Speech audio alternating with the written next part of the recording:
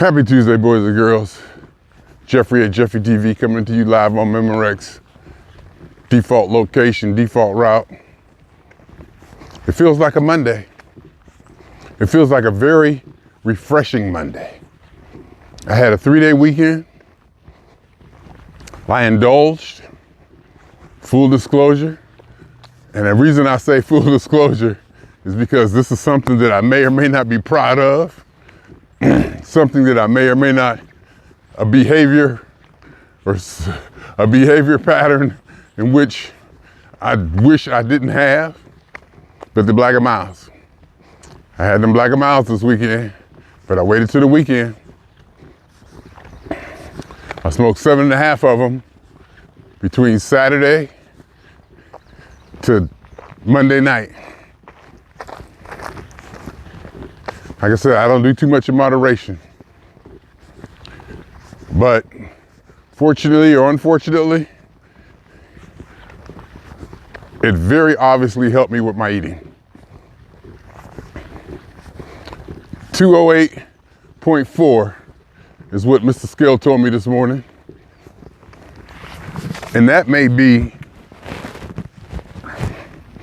the lowest Tuesday since 2023. I don't think I had a Tuesday at 208.4. No, I take that back. It was last night. I don't think I had a Monday night at 209.6. I went to bed at 209.6 last night. I don't think I had a Monday night since 2023. I actually checked. I went through all the week, I actually checked. So I'm just assuming that this morning way is very encouraging, to say the least. I'm very happy about it. Especially after a 3-day weekend. My God, and yesterday, I hit the point where I was in the bed, I was feeling this way, feeling that way. I had a Black and Mild before I hit a Black and Mild before I got out of bed, just to get that kind of woozy and stimulation on my nervous system or my metabolism, just kind of bring me back down. I'm just laying in the bed, thinking about what food I got. Even gave myself permission not to get my 10,000 steps. Then I'm laying in the bed, starting to feel lazy, and starting to feel, but you know, just watching TV, watching Inauguration, just, you know, really good chill mood, just in a pretty good place, pretty good relaxing place. Other than, you know, in the back of my mind, you know, am I going too much? Am I gonna ruin the momentum that I have as far as my weight and stuff? You know, what's it gonna feel like? Am I gonna get too lazy? Am I gonna get sluggish? Blah, blah, blah. But,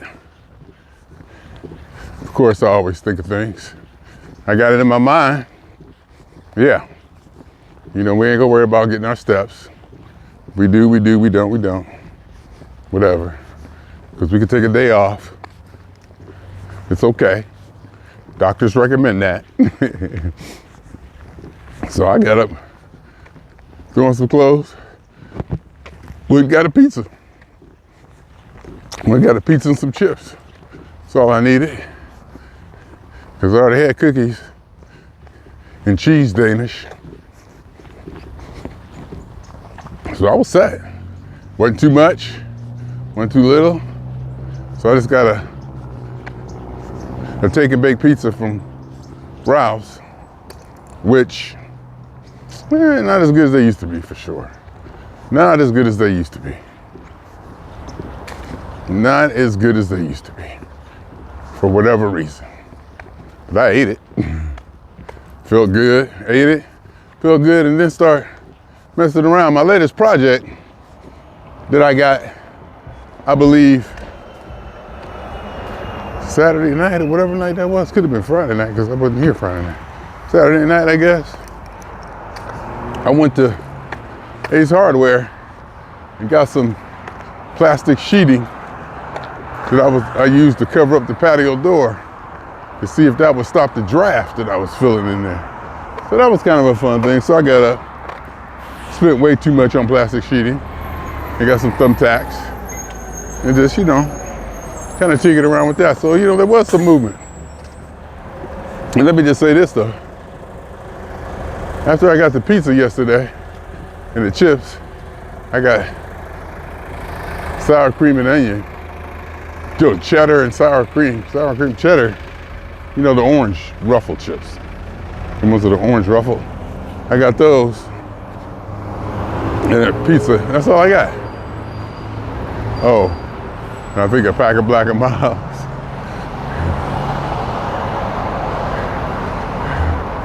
Which I am not proud of, but that's what I got. I went back home,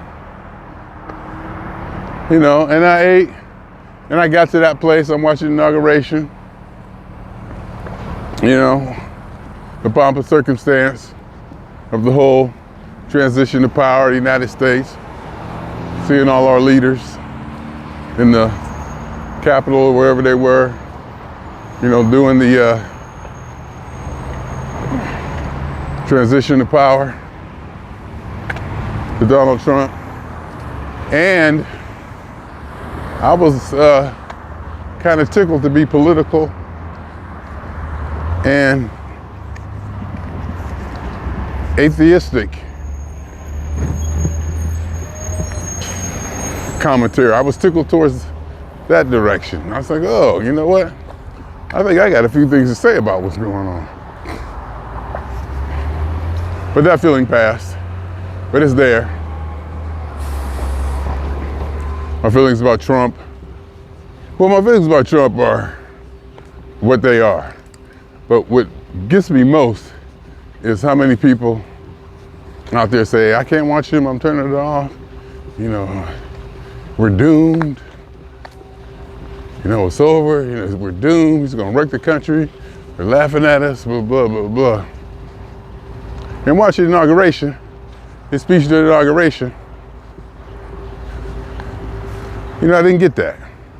I mean, I get why people do it, because obviously they hate him. I mean, people just literally hate him. And there's more than a few on my timeline because of the affiliation that I've acquired over the years. P-Funk fans, music fans, whatever.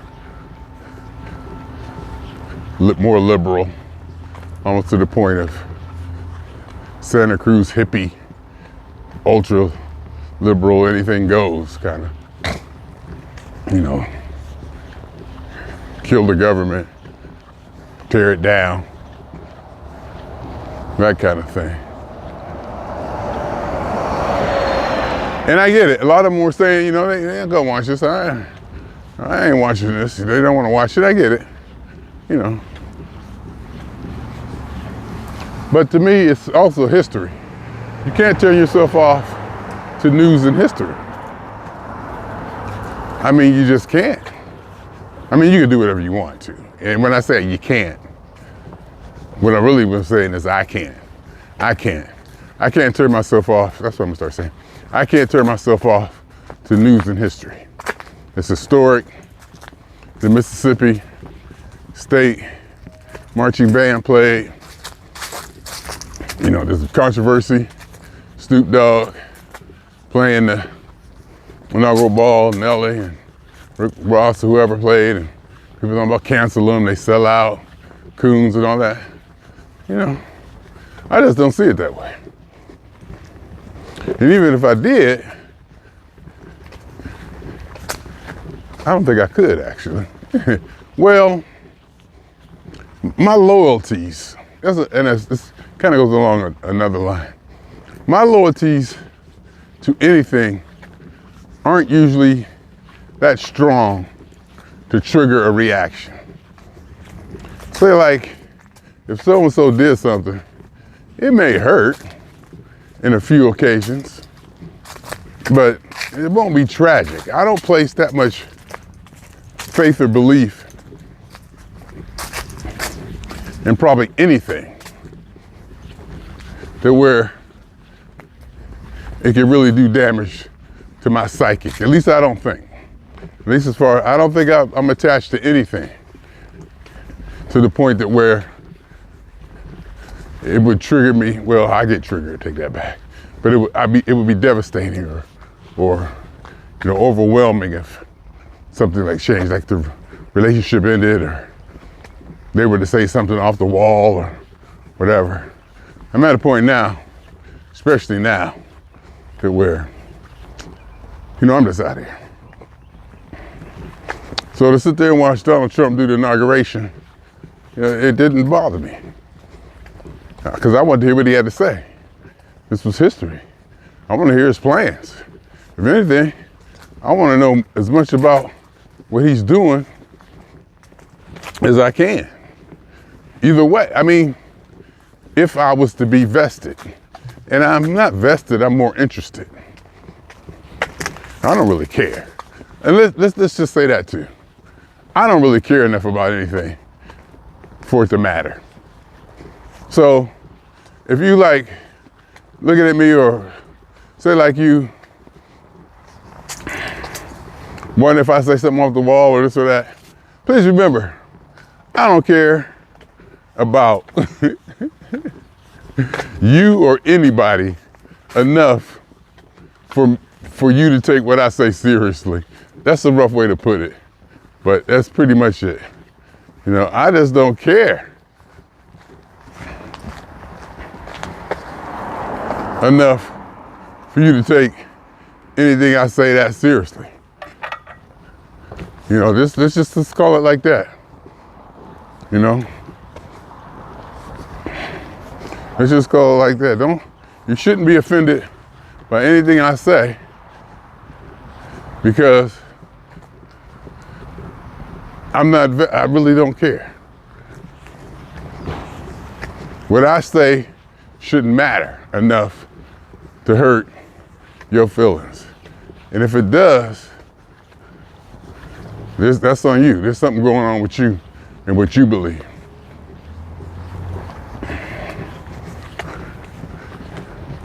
So,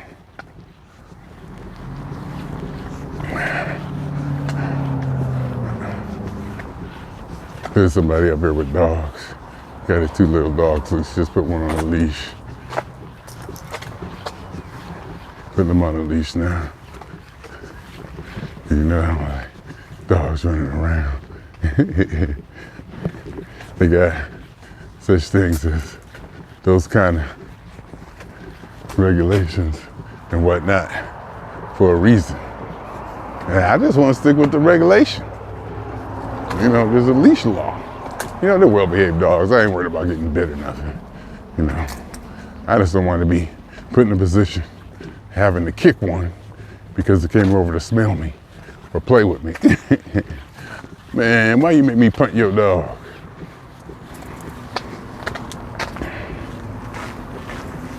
So, I'm watching the inauguration. President Trump pretty much stuck to the script. I was impressed by how aggressive he was, how determined, non-apologetic he was. I like that kind of arrogance or ego or whatever. People who stand up and say what they believe, F everybody else. This is what's gonna happen. This is where we're going, just go at it, balls out, it's mine. If you wanna stop it, come on. 4th down, 1 yard to go, let's line up. If you can stop me, you stop me. If you can't, you can't. But I ain't gonna apologize for it. He laid out some very aggressive stuff.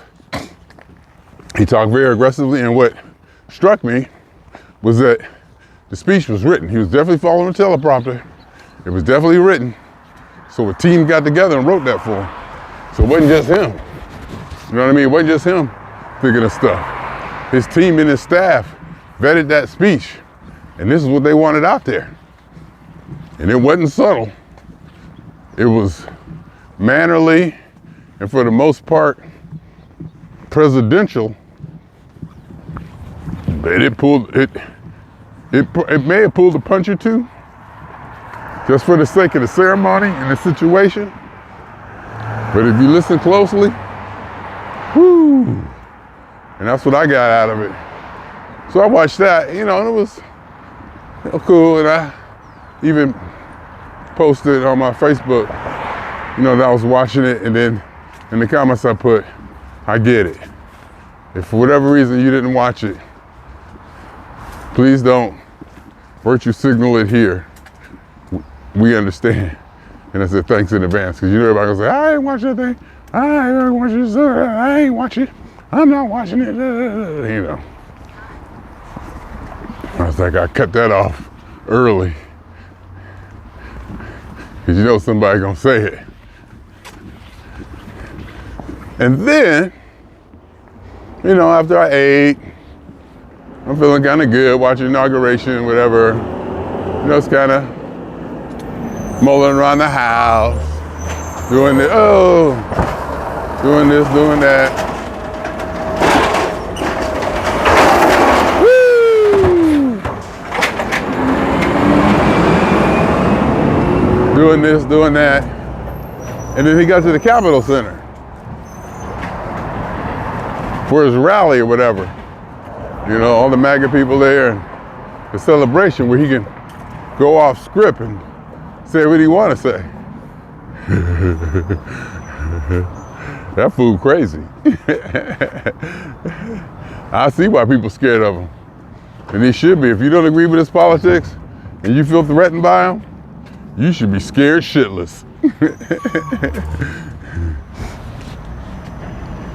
If you don't agree with him and you feel he the devil, Satan, Antichrist, or whatever, woo, that man is a fool.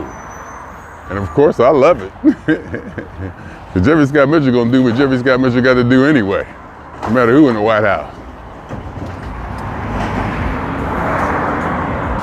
But he start talking, saying stuff about folks, saying this, saying that. Everything they do is gonna be the best ever in history. Everything the Biden administration did was the worst in history.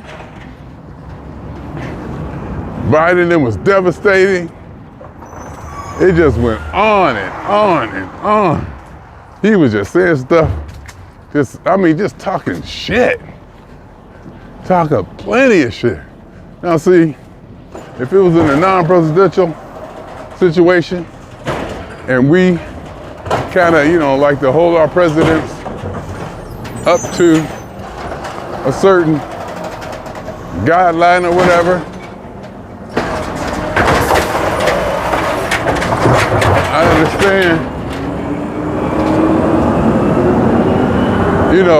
his demeanor and his manner and the protocol was definitely not presidential. But if you sitting around playing cards, talking smack with your family, even with your family, that's how we roll.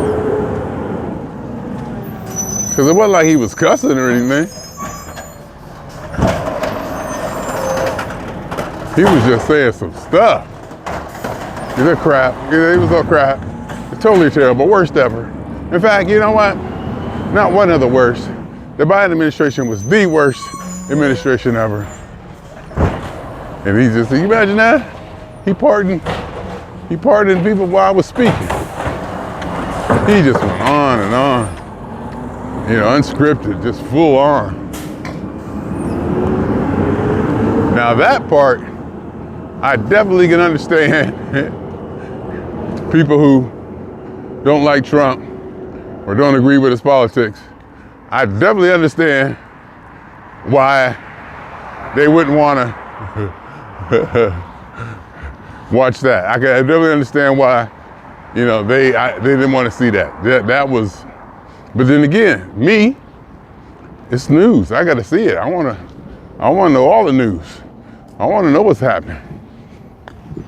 I want to know what my enemy has planned, what he's thinking, what he's putting out there.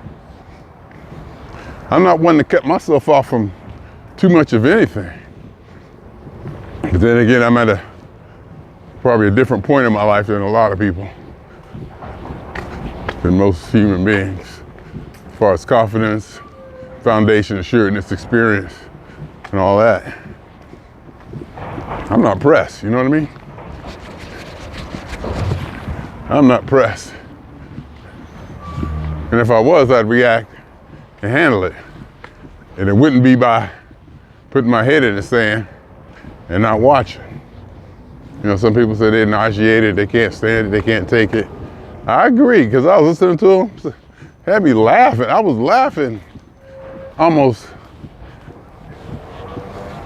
not at him, because I already know it's a tactic. I know it's just a style and what he's doing.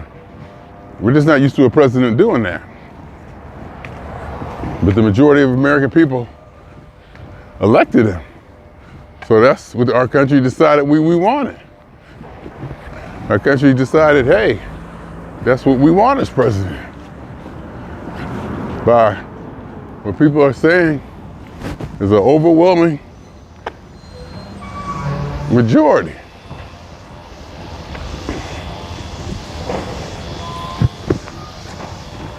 So I don't know. I just know it's a show. It's going to be a show. And he got his people in place. And it's going to be this and it's going to be that. And they're going to do some good and they're going to do some bad, whatever good and bad means to you or me. Because it's different for different people. Your good ain't the next man's good. And I hope y'all understand that. Just because you think it's bad, everybody don't. And not only that, if you think Trump's bad, the majority of the country you live in doesn't think so. For whatever reason.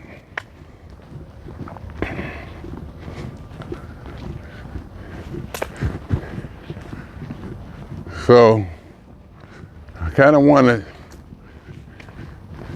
to touch on that.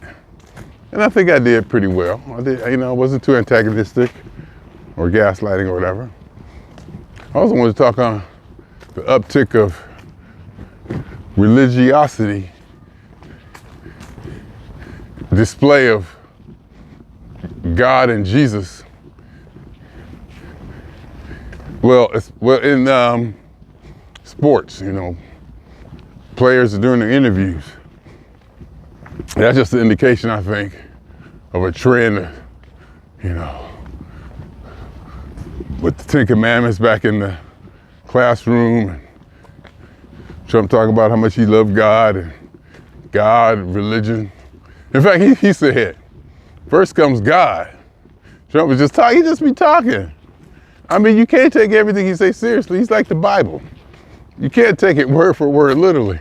First he said, first comes God, God comes first. And then religion. Yeah, then you got your religion. And then love. Whoa. I guess love comes third. He's just having a good time saying stuff. And because I'm not threatened by him, it's amusing. It's entertaining and amusing. Am I worried he's gonna blow up the world? No. Am I worried he gonna wreck America? No. But it's gonna be fun. And I'm betting a lot of the changes that he wants to make will eventually make America better. A lot of the stuff they want to put in will eventually make America better. Now he may have all these billionaires and stuff around him making decisions this way, that way. And a lot of people think, they're gonna act in their best interest. The rich just want to keep getting richer. I think that might be too simplistic. I think that might be too simplistic of a take to just consider all the people he has around him as cutthroat, money only, don't care about nobody but themselves kind of people. Some of them might be. I'm not saying all of them ain't. I'm just saying to probably just put that out there just across the board. All rich people want to take all the money and leave the poor people with nothing.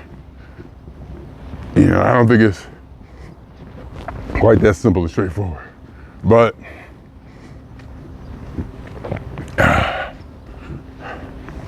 it's gonna be a fun ride. It's gonna be a fun ride. There's no doubt about that. It's gonna be a fun ride. Fun to watch. And I'm interested in seeing how it changes, just the deep changes. You know, I'm conservative to a degree, but I get excited when there's like major changes or a major shift and the result of it. You know, going through it and seeing the result of it, because he's talking about doing some stuff. And I do think there's a lot of fat in government.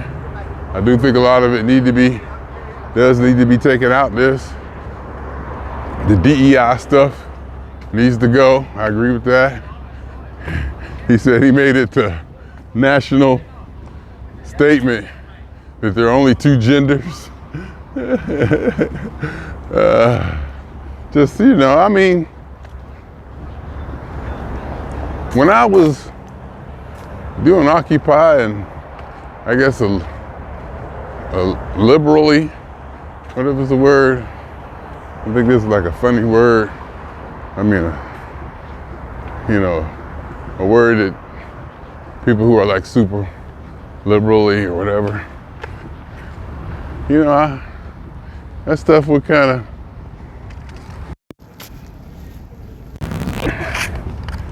get to me. It would trigger me. I was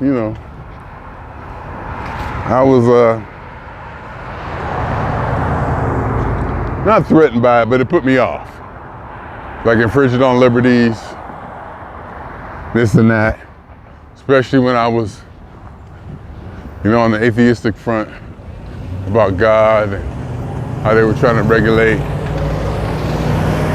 speech, what you could say and think, as far as God and religion and having to pray and do all this and do all that, when I didn't believe, you know.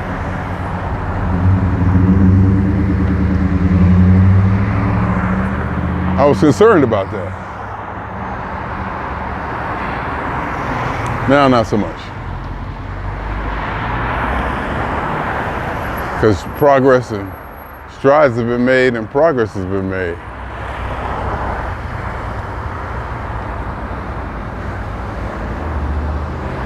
So, I find this situation as threatening as a lot of people may.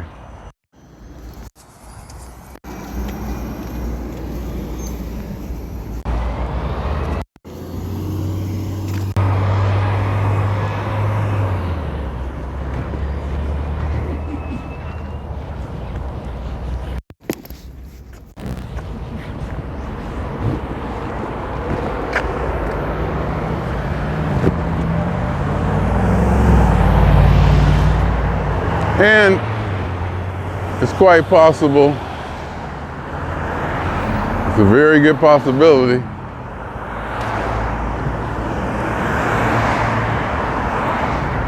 I just don't care about the state of humanity like a lot of people do. I don't feel for the state of humanity or other people, or maybe even have empathy or sympathy for other people. Well, I definitely don't have it as much as some other people. There's no doubt about it. I'm thinking I might have like a below average amount.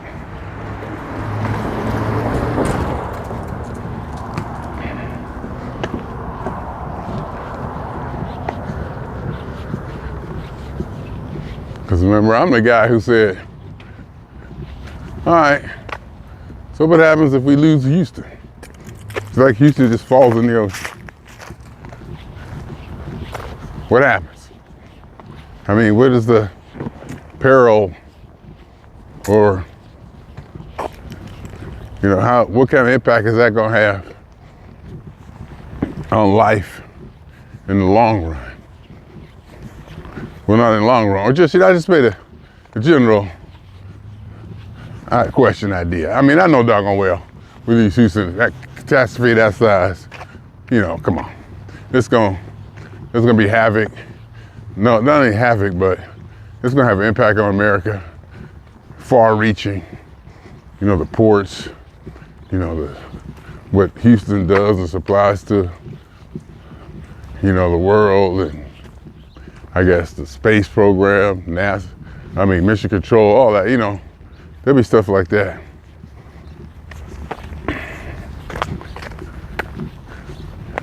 But you could say, what if, I don't know why I picked Houston. What if everybody in Houston just disappeared? What if everybody in Houston just disappeared? What impact would that have?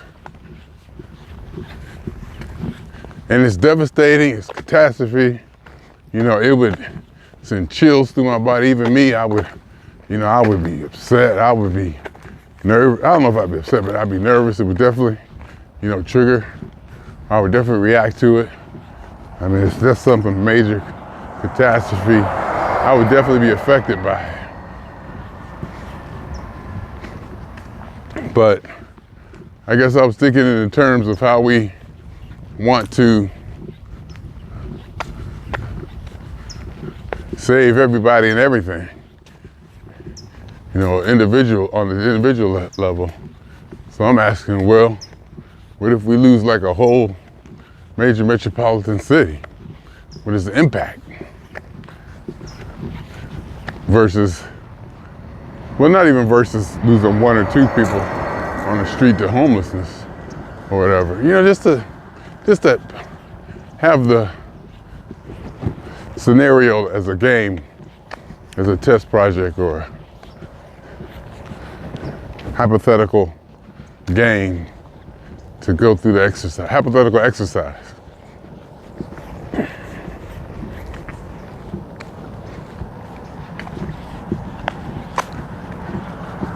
I just think we'll get through it. I know we'll get through it. Somebody or something will. Life is too tenacious. Life is gonna survive one way or the other. The diversity of life helps to be sure that that's gonna happen.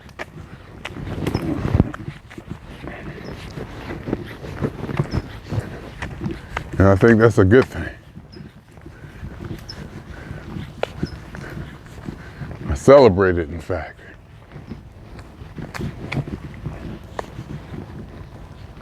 Like, I'm glad we got people like you. I'm also glad I'm not one of them.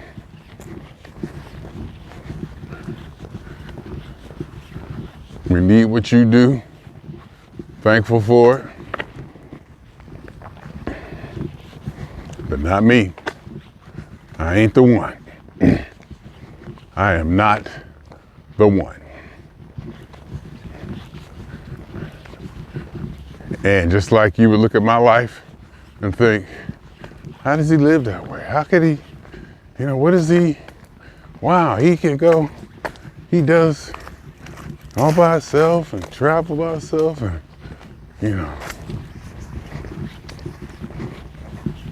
I got friends and family around me.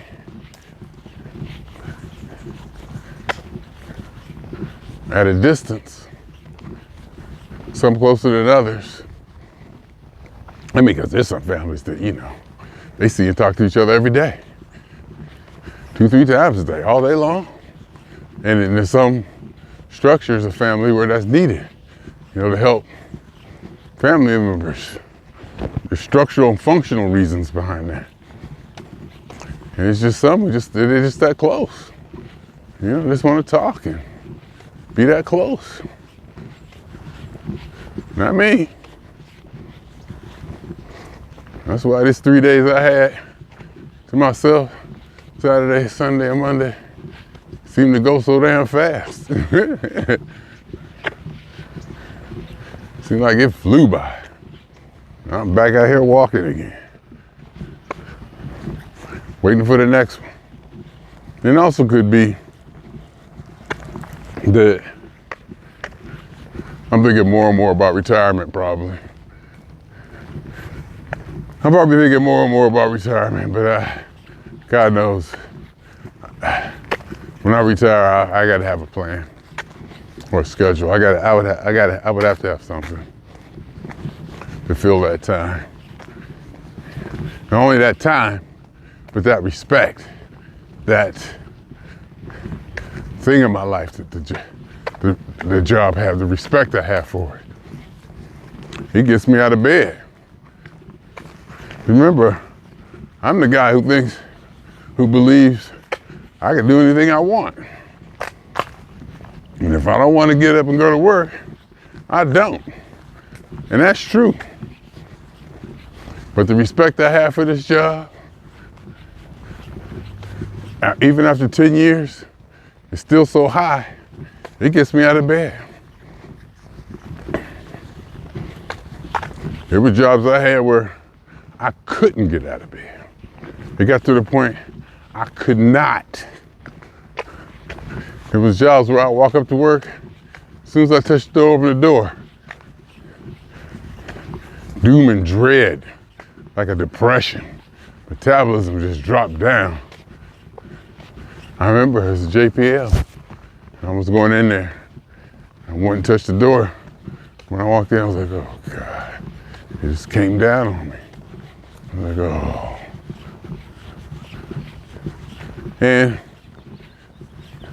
But there's also the relief of getting out of a job like that.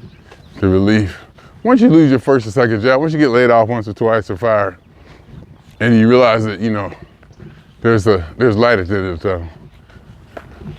You get to the point where you ask it to get laid off. Army Corps of Engineers. I went to my boss, said, I'm done.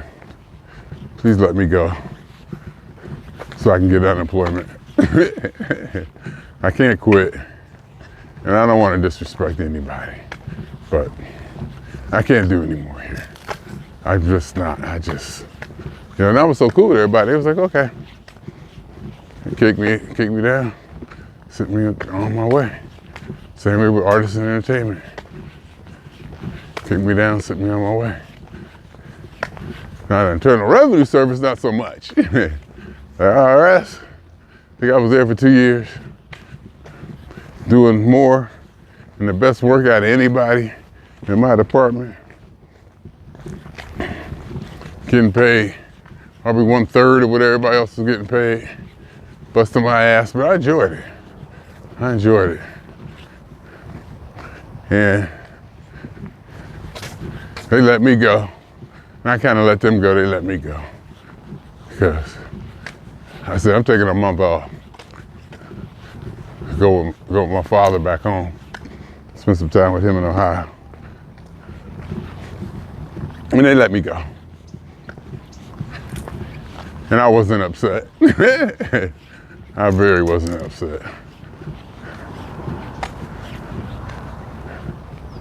That was September 2014. December 2014, I got the job I got now. The best job I ever had in my life, bar none. 10 years later.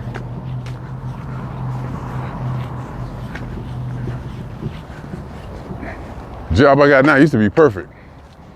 It's not perfect anymore. It needs to work. I should get in there and help with that work. I should pitch in, lend my energy and expertise or experience, be a part of this solution to get my department back to where it should be.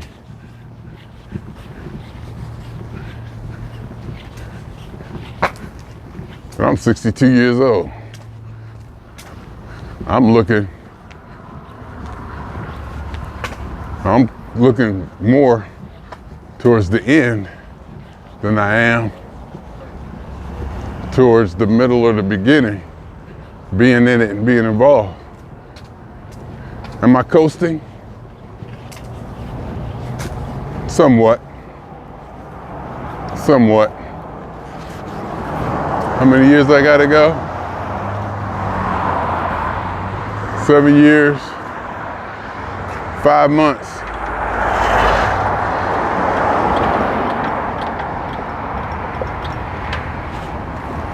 About 7 years and 5 months.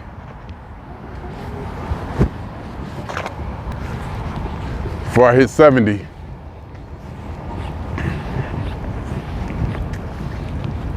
And that's Social Security, full retirement.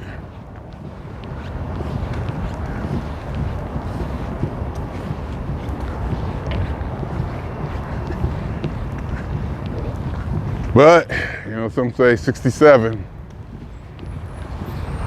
So that'll be 4 years. So when we start getting up that 67, 68, because I like working. I like working enough to like it. I love my job. I love the job. I love the place of employment. I love the people. I love my career. Do I love the job? Do I love my job? I love what I do. I love having the job. I can't say that I love my job because there's probably something I could do there that would probably be more challenging, more engaging.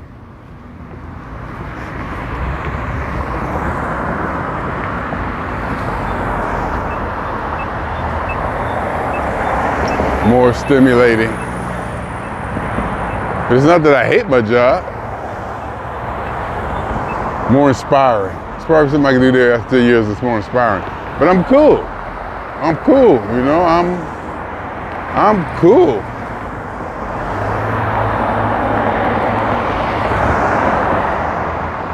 I guess that's the only way I'm cool with it, you know. I got no complaints.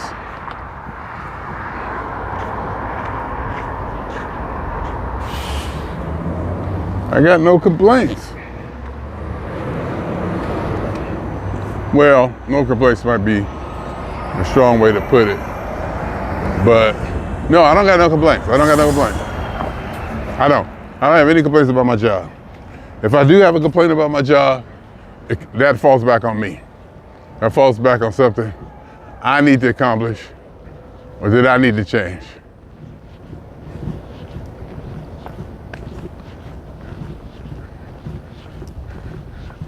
That's just the way to put it. That falls back on something that's on me or something that I need to change, something I need to adjust, something I need to go for. It is a bus. Something I need to get together and fix and or correct. The opportunity is there. Everything I want is that job. Is at that job. I can get it. Just about anything. Anything and everything. Opportunity, money, benefits, everything. The only thing holding me back at that job is me. And I know this. And sometimes I think I should energize myself, get more into it, put more into it to get more out of it, etc.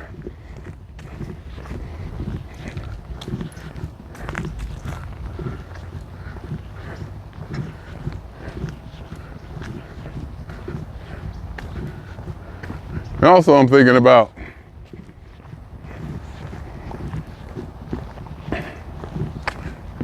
flying to Chicago for the Peak Funk show. I'm also thinking about flying to Chicago for the Peak Funk show. Flying from Cleveland to Chicago. price is kind of high. The flight, it's like $361 for an hour, 2.5 hour flight. I ain't used to paying that kind of money. Hell, I didn't pay that much. I don't pay that much money to fly across the country from LA to. But I might be within the 2-week window, I don't know. But I might do it anyway. It's gonna be cold.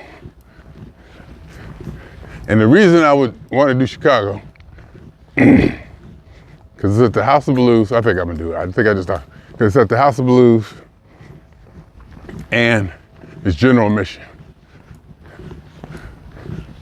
So I think I'm gonna do it. They want $361 round trip.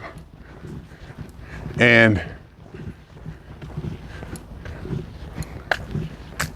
I can afford it, and I can make it fit my schedule and not be too disruptive.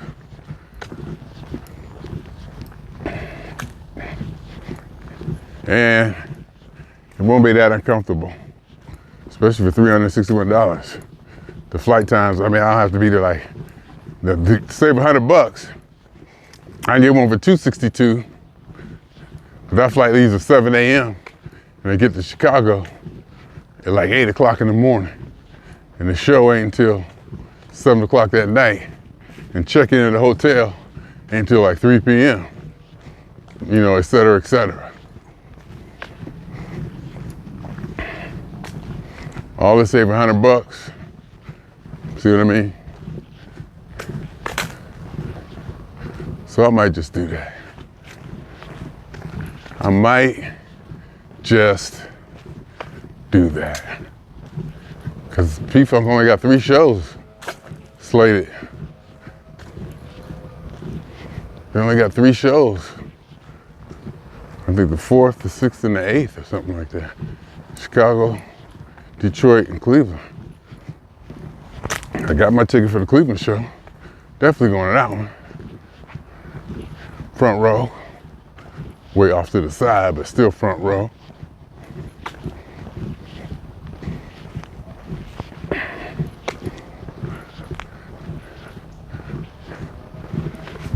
So, I think I just talked myself in. I need to go to Chicago. I need to be there. I need to be there. So I think I'm gonna make it happen. In fact, I might even do it before I get home. Leave at 4, get to Chicago like 4:34. Would like to get there a little earlier though, so we'll see. I'll look at other flights and see. I don't want to get there no 7 o'clock in the morning. Having to be at the Cleveland airport at like 8 in the morning, or 6 in the morning or something like that. I think the flight leaves at 7 because I like to be at the airport at 5. That means getting up.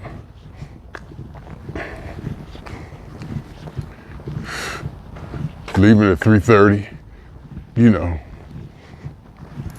Yeah, then you gotta, yeah. Anyway, so that's where I'm at. That's how I'm feeling it. That's how I believe it is. Now I'm just talking. Got like a homeless encampment. No, not an encampment. Homeless row. I guess they chased some other people out of another area. You can see them up there cleaning up. I don't know if you probably can't see them, but they kind of cleaned up a corner up there. And it might have been an encampment. I think they may have chased them all out. So they came down this way. But now, this is like right there on the corner. And then trash builds up. And that becomes a problem.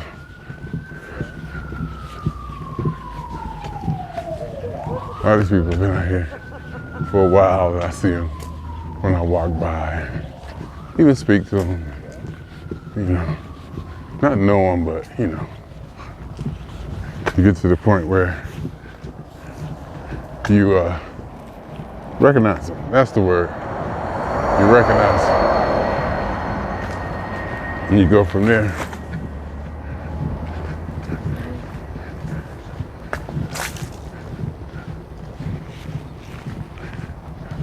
All right. So swinging on y'all 2 times. For me, for the funk. And for every elementary particle that has ever existed in this or in any atom that ever was, is, or will be. Did I say that right?